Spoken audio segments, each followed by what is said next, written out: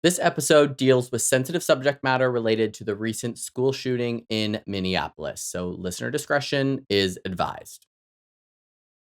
Welcome back to Hot Air, the queer podcast where we spill the tea, stir the pot, and drag conspiracy theories, bigots, and lazy thinking straight to hell.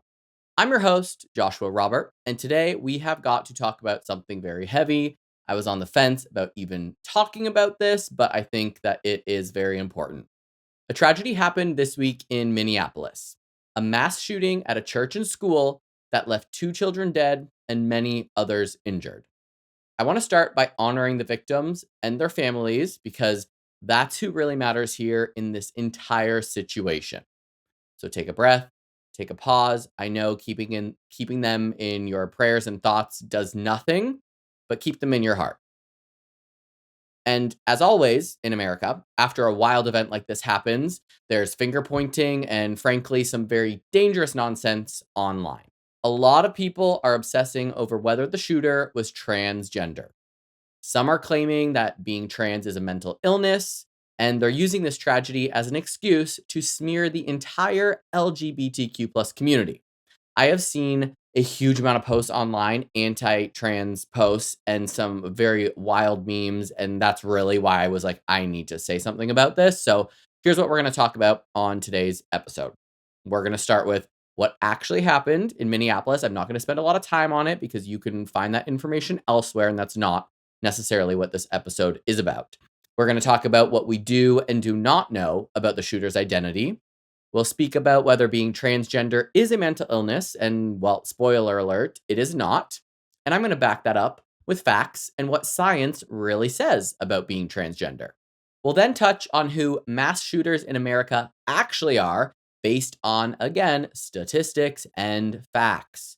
Then finally, we'll finish with how absurdly easy it is to still buy a gun in this country.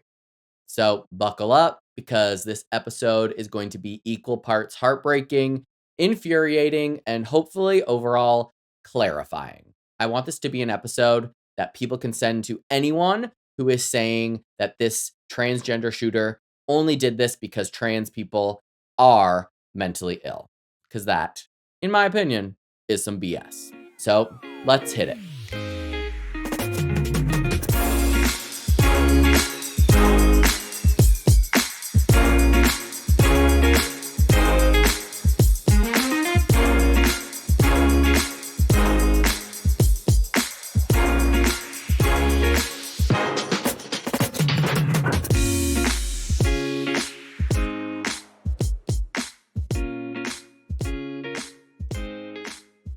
Part 1.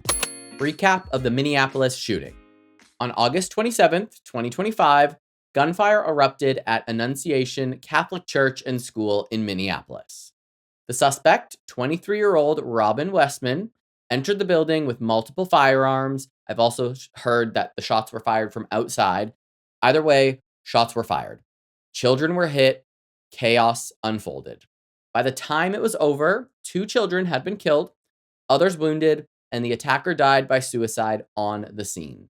And that's really the bare bones of it. I'm not going to read every gruesome detail. You can find that in the news. And I'm also not going to amplify whatever online rants or manifestos the suspect may have left behind. And I've seen a lot of them floating around the internet because history and research shows that glorifying shooters fuels copycats. Instead, what I want to do is zoom out here. Because right after this story broke, a certain corner of the internet did not stop at "this is tragic," because that's the only thing you should have to say about this immediately after. Instead, people started screaming that the shooter was trans. Cue the Fox News segments and cue the Twitter rants, all about mental illness and the predictable flood of anti-LGBTQ plus hate. And here's the thing. Yes, there are records showing that Robin Westman, the shooter, identified as transgender. There was a name change filing. There was some social media content that would sort of back that up. But the police investigation is still ongoing. And even if that identity is confirmed, using it to stigmatize millions of trans people across the world is absolutely absurd. It is exactly like saying, well, one cisgender straight white guy committed a mass shooting, so we better outlaw straight white men. That makes no sense. Make it make sense. Because if that was the case, we would have outlawed straight white men a long time ago. Part two. Is being transgender a mental illness? Let's talk about that nasty little phrase that I keep seeing online. Being trans is a mental illness. Where does that even come from? Historically, medicine did classify transgender identity as a disorder. In older versions of the DSM, which is the psychiatrist's big book of diagnoses, trans identities were pathologized. But that has changed. The American Psychiatric Association made it crystal clear. Being transgender is not a mental disorder. What is in the DSM is gender dysphoria, which refers to the distress that some people feel when their body and gender identity do not align. So notice the distinction here. The distress is what's diagnosable, it's not the identity. Imagine feeling like you are in the wrong body. Imagine, I try to give it a good comparison that people that are not trans can maybe understand. And quite frankly, there's not really a comparison that would add up. But imagine being in the wrong body and the distress that that would cause you. So, same with the World Health Organization. In 2019, the WHO officially moved gender incongruence out of the chapter on mental and behavioral disorders in the International Classification of Diseases. They put it under sexual health. Why? To reduce stigma and make sure people could still access affirming care without being labeled as crazy or insane or mentally ill. Think about it like this: being gay, being a homosexual, used to be called a mental illness too. That was in the DSM until 1973. Not that long ago. Was every gay person suddenly cured that year? No. The science, and more importantly, the politics of medicine, caught up with reality. Now, do trans people have higher rates of depression? Yes. Anxiety? Yes. Suicide attempts? Yes.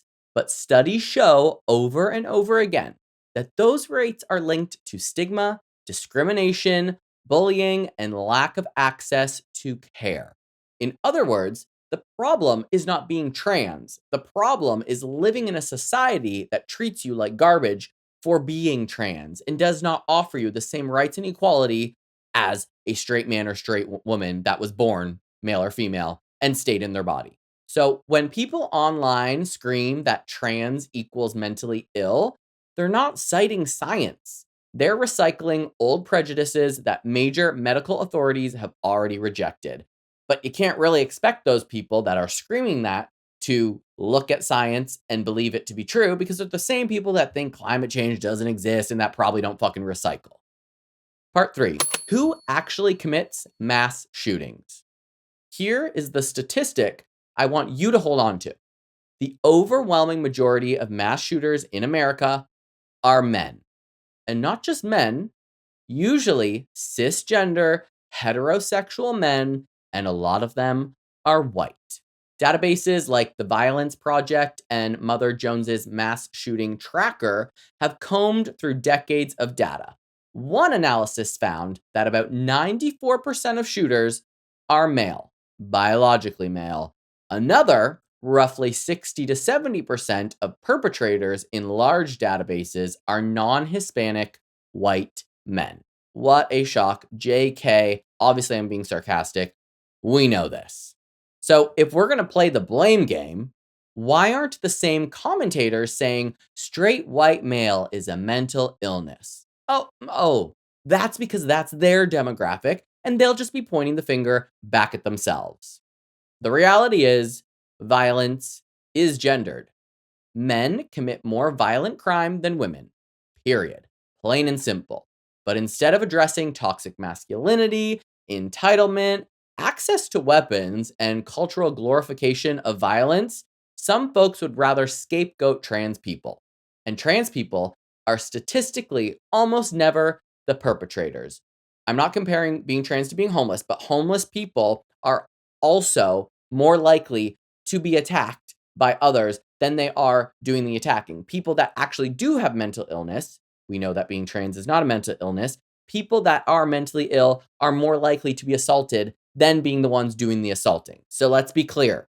One trans shooter, if this identity is confirmed, doesn't prove a trend. It proves that anyone of any identity can commit a horrible crime. But the data shows it's usually not trans people.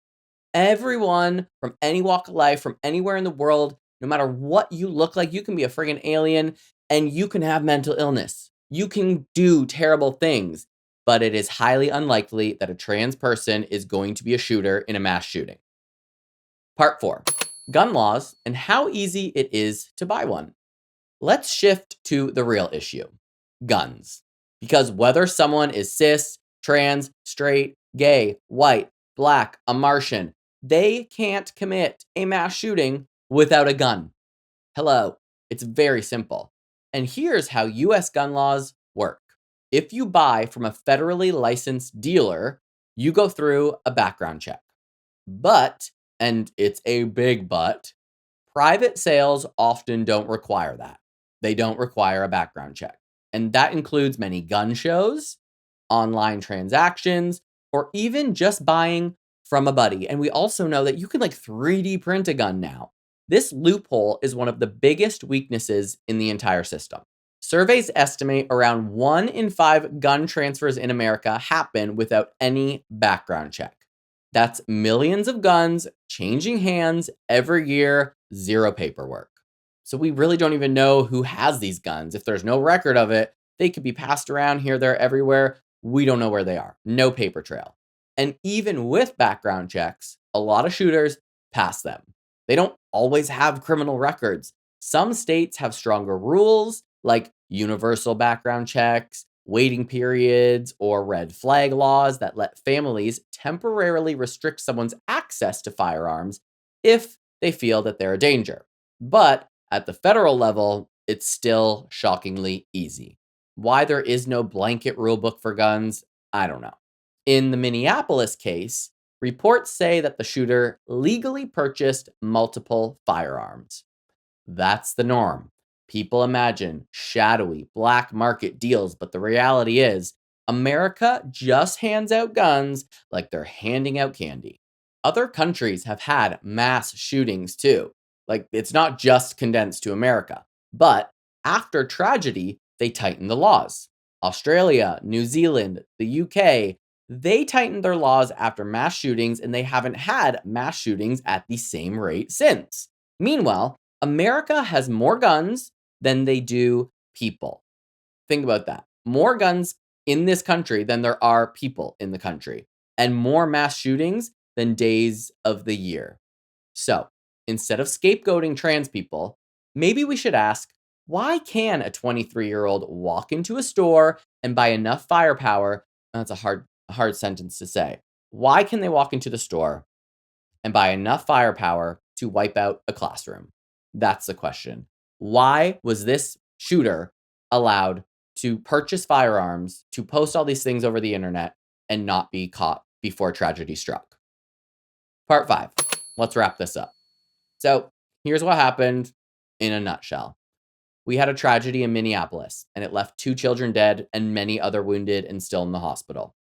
The shooter has been reported as transgender, but that is not the point, nor has it been proven yet. And even if the shooter was transgender, being transgender is not a mental illness. Every major medical authority agrees, and RFK may say otherwise, or whoever the hell else is working in the Trump administration who has 0 degree and no brain cells left, but being trans is not a mental illness. Most mass shooters are cisgender, straight men, many of them white, just like rapists and just like murderers. Statistically, white men do it.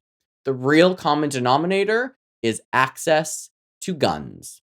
Plain and simple, end of story, period. So, the next time that you see someone online twisting tragedy into an excuse to bash trans people, remember, that's a distraction. It's meant to steer the conversation away from the actual issue, our broken relationship with guns. And I'm not the kind of person who's like, take everyone's guns away. We shouldn't have any guns because that's never going to happen. I mean, ideally, that would be great because then nobody could go kill anybody else. But people will still find a way to find guns if they really want them. We just need a system to keep it all in check. And as a queer community, we know what it's like to be scapegoated. In the 80s, it was HIV. In the 2000s, it was gay marriage. Now it's drag queens and trans people. The script does not change, but neither does our resilience. So, like I say, keep pushing forward and keep speaking up. If you want to honor the victims, push for real change. Support universal background checks, red flag laws, and gun reform. Also, we need a healthcare system that offers mental health assistance, and it shouldn't be so expensive to go to a doctor, to speak to a therapist, or get medicated, right? Do not let the loudest, nastiest voices run the narrative. And that is all for today's mini-sode of Hot Air, which these aren't really mini-sodes anymore. I guess I'm just doing 2 normal episodes per week, whatever happens to come to mind. I was going to do a completely different episode today, but this felt much more timely and important. So thanks for sticking with me through this heavy yet important conversation.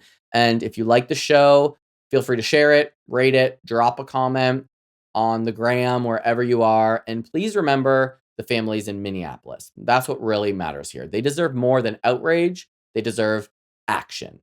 So until next time, stay loud, stay proud, stay bold, and stay safe. And I'll see you next Tuesday.